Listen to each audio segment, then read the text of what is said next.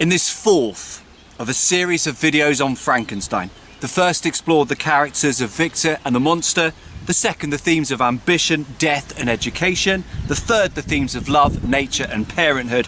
I'm going to look at three more areas within the novel: the themes of religion and fate, and society, and the role played by irony. Destined to learn more about fate and the presentation of religion within the novel?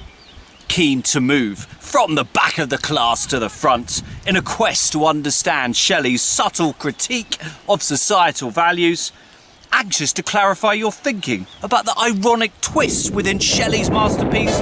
Stay tuned.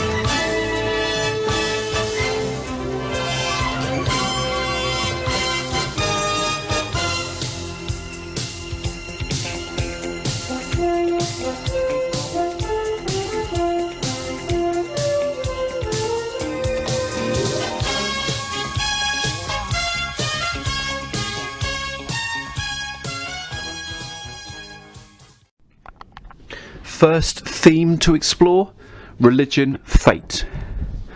One of the key irritants of the novel is Victor's repeated tendency to assign cataclysmic events to some kind of external force, such as fate or destiny, rather than as near inevitable consequences of his own foolish decision-making. For example, in Chapter 3 of Volume 1, he recounts a momentous meeting with Monsieur Waldman, a chemistry professor, which results in him changing direction in his academic studies. He starts systematically researching natural philosophy, and particularly chemistry. His verdict on this shift? It decided my future destiny. Let's look more closely at this term, which is clearly irritating me so much. Cambridge dictionaries define destiny as, firstly, the things that will happen in the future, and secondly, the force that some people think controls what happens in the future and is outside human control. My interpretation of this melodramatic ending to the chapter is that the use of this term makes it all too easy to downplay Victor's own responsibility in creating the monster and subsequently abandoning him to develop into a bitter Victor family and friends killing machine. With either definition, the implication is that a more powerful, non-human force has decreed that certain events are going to happen. From up above, I command that a monster will be created, and that the second it is born, it will be abandoned by Victor Frankenstein. And this enables poor Victor to retreat into one of his favourite roles, presenting himself inaccurately as a passive, pitiable victim of tragic circumstances. The end to the previous chapter, Chapter 2 of Volume 1, is even more explicitly and suspiciously melodramatic. This time referring to his decision to abort his studying of natural history, and this is his own peculiarly apt word, in order to explore the real knowledge of mathematics and the branches of study appertaining to that science. He declares pompously, destiny was too potent, and her immutable laws had decreed my utter and terrible destruction. Whilst it would be patently unfair to condemn a student just for giving up one academic subject to focus on another, what this statement conveniently ignores is the fact that, later down the line, Frankenstein could have recognised the immorality of, for instance, plundering vaults and charnel houses, or acting upon his scientific breakthrough, and stopped. Yes, I hope all of us would have experienced a further of getting carried away by our passions to make exciting new discoveries, which in turn can result in further dazzling enlightenment. But this does not mean that we are destined to cross moral and ethical boundaries. If we want to call ourselves civilized, all of us must be capable of exercising self-restraint, and this is something Victor singularly fails to do. I would be tempted to rephrase the quotation on screen to make it more reflective of reality. My own selfish, obsessive desires to discover something to set me apart from everyone else was too potent, which, quite naturally, resulted in my utter and terrible destruction. And indeed, there is a telling line in Volume 1, Chapter 4, which gives further insight into why Victor decided to cross moral and ethical boundaries. He speculates that a new species would bless me as its creator and source. Many happy and excellent natures would owe their being to me. Or, to put more simply, Frankenstein creates the monster because he wants to play God. He loves the idea of other creatures pouring love and gratitude upon him. However, the problem is that Frankenstein doesn't realise that those created need to be brought up as well as created.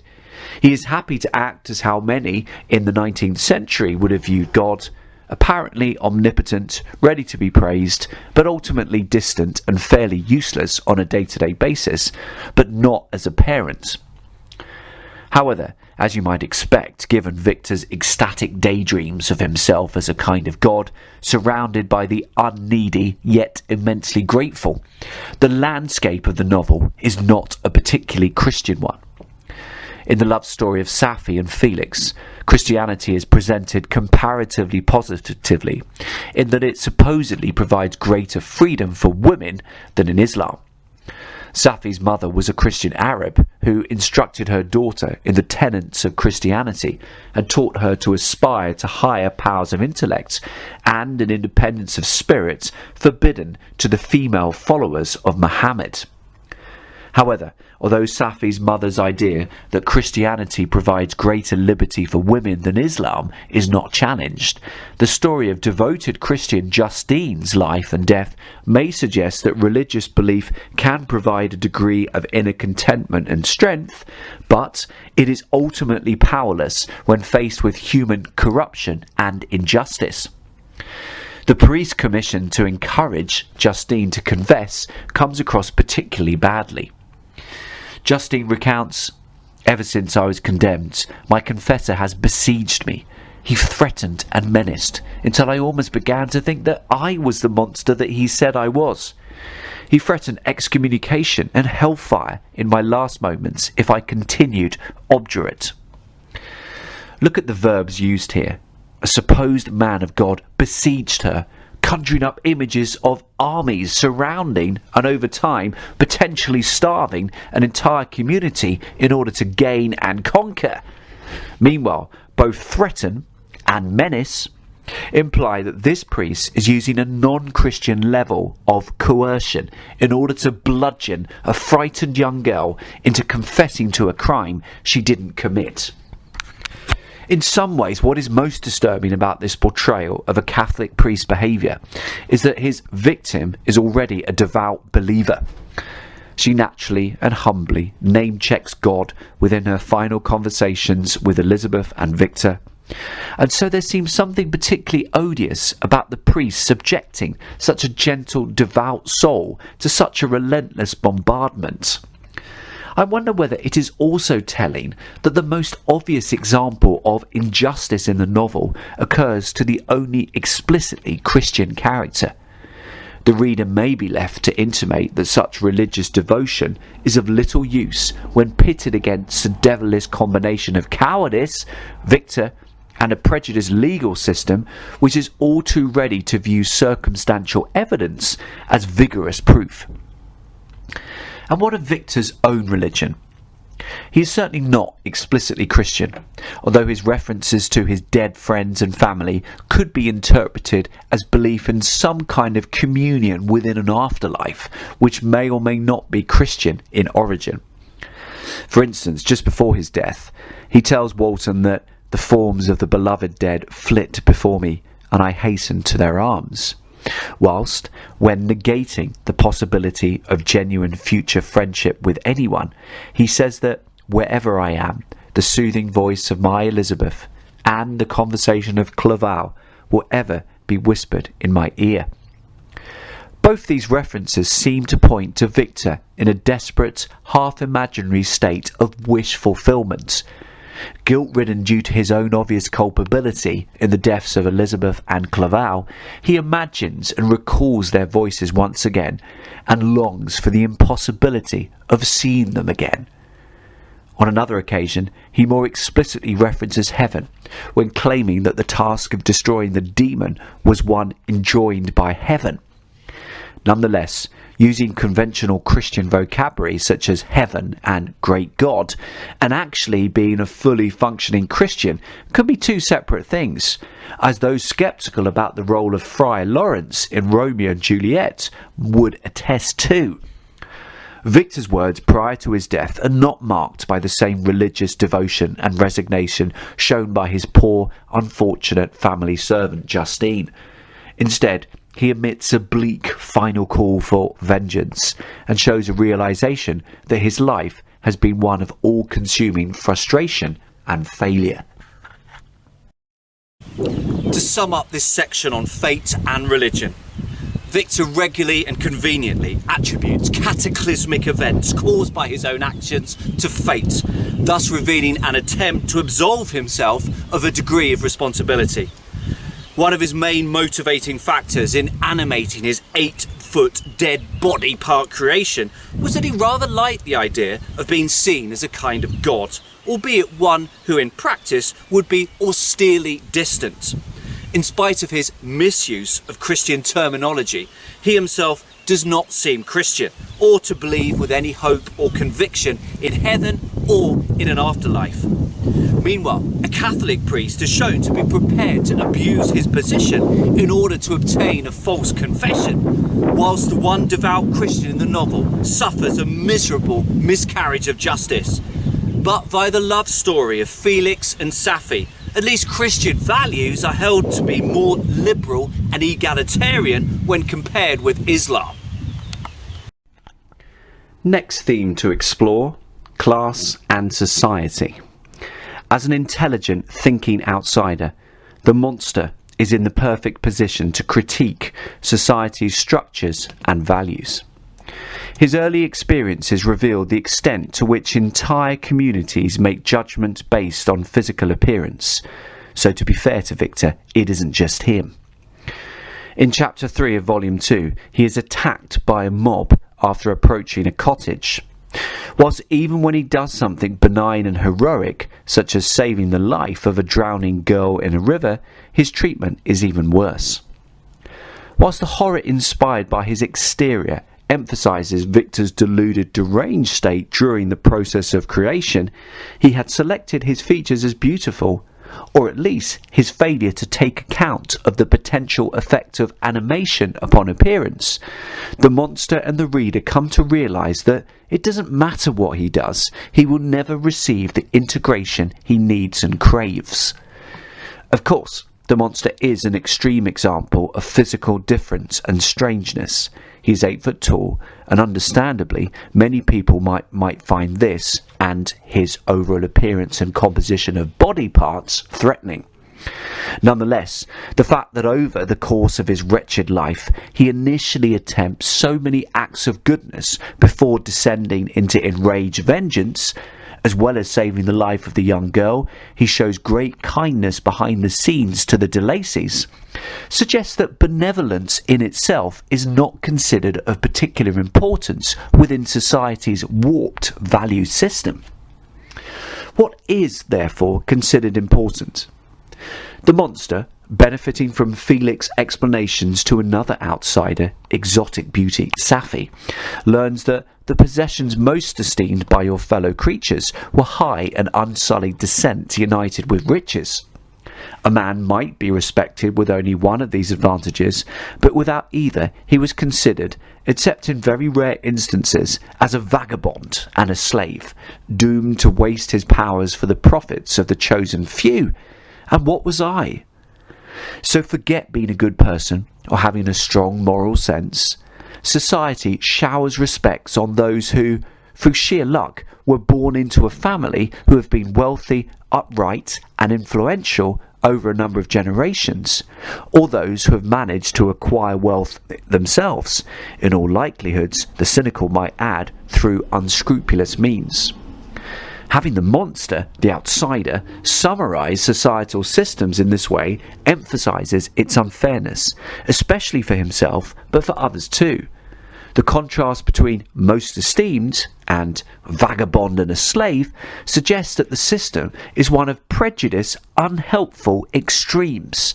You are either worshipped or despised, and the lack of any nuanced middle grounds can potentially result in a large number of people feeling marginalised and disengaged from society. For the monster, the situation is even more tragic. As well as being hated by society, unlike other poor, unfortunate folk, he doesn't even have the smaller communal unit of the family to fall back upon. Lacking any kind of structural support system, it is no wonder that Victor's creation eventually transforms into his own label of a monster. So through the eloquent example of the monster, Shelley is able to shine a spotlight on the arbitrary, unfair nature of class. By elevating status and wealth above morality and human qualities, Shelley shows that society has the potential to marginalise and repress a huge number of people who, through no fault of their own, have been born into a certain group. This can clearly have negative consequences. If a highly intelligent, impressively self-educated new species can resort to crime and violence due to acute feelings of isolation and disengagement, then could this not also be the root causes of crime from so many others?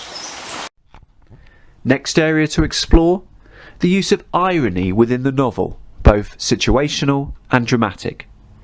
Dramatic irony occurs when the audience is aware of something that the characters in the story are not aware of. Meanwhile, situational irony involves a discrepancy between what is expected to happen and what actually happens. Note, however, that situational irony is not the same as bad luck. To quote typesofirony.com, there has to be something that leads a person to think that a particular event or situation is unlikely to happen. Looking at Shelley's monster hit, there are numerous examples of both dramatic and situational irony, particularly in Chapter 7 of Volume 1. Chapter 6 ends with Victor in high spirits with Clerval. The former has recovered from his illness following his creation of the monster, who appears wonderfully fortuitously to have disappeared since being welcomed into the world. However, Chapter 7 kicks off with Victor receiving a letter from his father, which reveals that his younger brother William has been killed.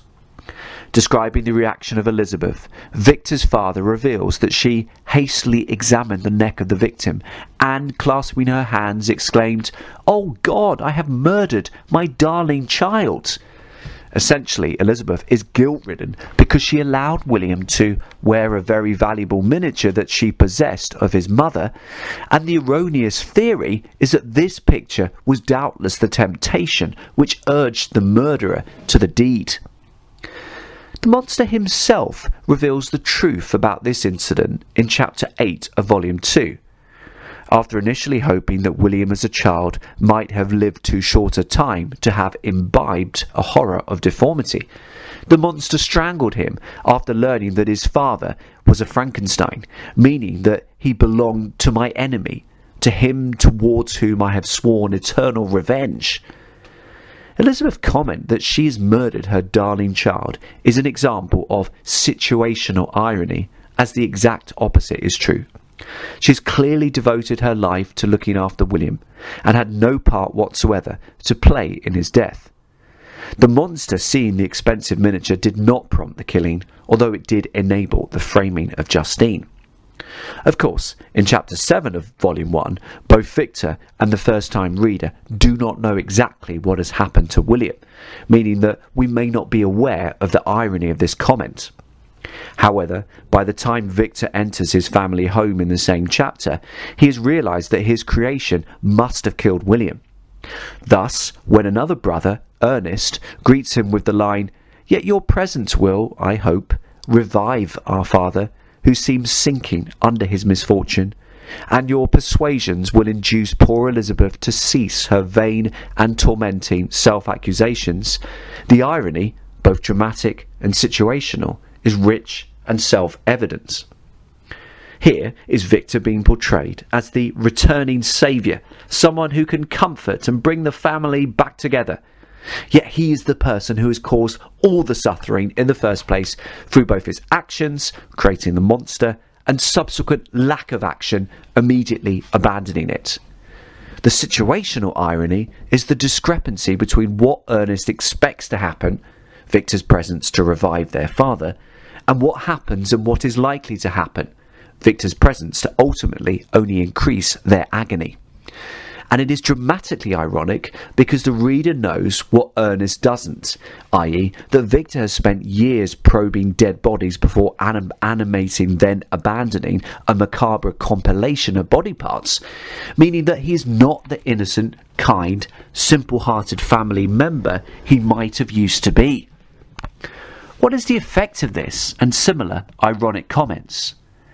Well, due to the discrepancy between what is being claimed, i.e. that Victor is bringing succour, and the truth, i.e. that he indirectly caused all the suffering, his presence is increasing the risk to his family and friends, and he is now incapable of genuine empathy, the reader is repeatedly reminded both of Victor's culpability and his deceit.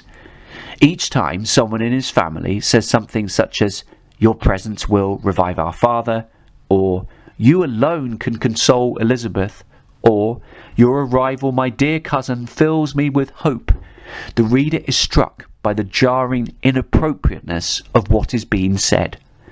Victor alone cannot console Elizabeth, partly because his creation has caused their family's suffering, but also because his monomania and insistence on keeping his macabre act of creation a secret means that he doesn't have the capacity to genuinely and disinterestedly comfort and soothe. So these ironic comments reinforce the gulf between Victor and his family. They hammer home his self-imposed isolation, for his failure to challenge such comments requires an act of deceit and lack of transparency, which only brings him further away from those he purports to love. Situational irony is also seen in relation to the monster, which has the effect of increasing our sympathy for this weird creation. For instance, when the monster saves the life of a girl out of a rapid stream, the girl's companion, who through his playing caused her to slip into the stream, sees it fit to shoot and wound this kind, albeit ugly and strange-looking, saviour. When the man saw me draw near, he aimed a gun, which he carried at my body and fired. I sank to the ground, and my injurer, with increased swiftness, escaped into the wood. The ironic difference in how the monster is treated here, shot at, and how he should have been, lauded as hero, emphasises the prejudiced nature of mankind and the injustice of making assumptions solely based on appearance. Further ironies can be discerned in Shelley's shifting, ambiguous presentation of both Victor and the monster. For instance, there are times when the monster, ironically, seems far more able to use reason and arguments than his supposedly civilised, urbane human master, and when, vice versa, the human seems far more likely to resort to violence. Take Frankenstein's initial reaction to the monster in the Alps. It is chapter 2 of volume 2, and very soon into their exchange, Victor spurts, "Begone! I will not hear you. There can be no community between you and me. We are enemies. Begone! Or let us try our strength in a fight in which one must fail." The monster's response is reason personified. "How can I move thee? Will no entreaties cause thee to turn a favourable eye upon thy creature, who implores thy goodness and compassion? You, my creator, abhor me. What hope can I gather from your fellow creatures, who owe me nothing?" Victor's repetition of the melodramatic imperative "begone" sounds more like a histrionic flourish rather than a civilised attempt to engage in reasoned debate. His sentences are short, suggesting a brutish unwillingness to engage, whilst his alternative solution, in which the pair fight to the death, is straight out of the caveman or African lion's manual, and jar with what you might expect from a civilised, highly intelligent Swiss scientist. What a contrast to the monster's language. He uses gentle rhetorical questions and more sophisticated vocabulary, e.g. he implores rather than violently demands his master's goodness. He talks of entreaties, attempts to persuade someone, rather than acts of aggression. Now, Shelley's portrayal of the two characters over the novel as a whole is more complex. There are, of course, plenty of moments when Victor is indeed reasonably civilised, and the monster is monsterish. However, the presence of ironic moments of apparent role reversal emphasises the prejudice inherent within Victor and society's treatment of the monster, and by extension those who appear markedly different from the norm. The discerning reader is likely to ask, well, what gives Victor and society the right to judge and treat the monster and other outsiders with so much contempt, when actually at times this same creature's language and behaviour suggests he's not just equal to him, but superior? The use of irony can therefore be said to subvert societal values and assumptions, but in a more subtle way than, for instance, the direct comments uttered by the monster in chapter 5 of volume 2. To sum up this section, exploring the role played by irony in the novel. Well, Victor being welcomed home as a saviour following the death of William is deeply ironic, given the integral role he played in his brother's death. The use of irony in this context hammers home to the reader Victor's deceit, culpability, and his growing, arguably self-imposed isolation from those he claims to love. Meanwhile, the monster being attacked after saving the life of a drowning girl is deeply ironic, and emphasises society's prejudiced outlook, in which appearance is deemed of far greater importance than actions or morals. Finally, the frequent role reversals between Victor and the monster are ironic, given the former's moniker and attitude towards the latter, propelling the reader to conclude that binary judgments in which a person is judged as generally all good or all bad are unhelpful and corrosive. Oh, hello there. This has been a Schofield on Shakespeare production, exploring the themes of fate, society, and the role played by irony within Mary Shelley's magnificent novel Frankenstein. Many thanks for watching.